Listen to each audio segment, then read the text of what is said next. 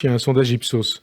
Je sais que c'est ponctuel, qu'on est à 1 an et demi à 15 mois de la présidentielle. Il indique que la gauche apparaît très affaiblie à 15 mois de l'élection. Une gauche divisée obtiendrait de très faibles scores, moins de 10% pour chacun des candidats, que ce soit Anne Hidalgo, 8%, Arnaud Montebourg 4, Yannick Jadot 7. Seule une candidature du PS et des Verts arriverait en troisième position. Et vous-même, vous êtes crédité de 6%. Ça vous désespère tout ça ou pas?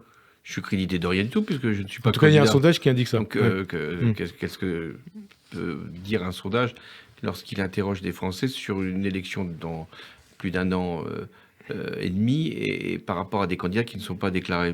Bon, ben voilà. Ce que ce sondage indique simplement, et c'est déjà beaucoup, c'est que la gauche a un effort considérable à faire pour apparaître crédible, audacieuse, rassemblée pour ce qui peut éventuellement former une coalition pour gouverner.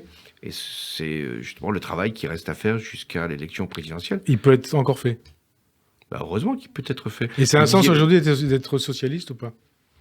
En tout cas, pour moi, ça a toujours le même sens, c'est-à-dire faire en sorte que l'ordre des choses puisse être corrigé, que les inégalités puissent être réduites, que la France puisse être capable de montrer un modèle de vie en commun, de faire en sorte que nous puissions avoir une économie qui puisse être compatible avec les exigences climatiques. Je pense que la social-démocratie ou le socialisme sont effectivement mieux préparés que d'autres, le libéralisme, le souverainisme, le nationalisme ou le collectivisme pour ceux qui y pensent encore, ou le rien du tout. Oui, je pense que c'est mieux que le rien du tout.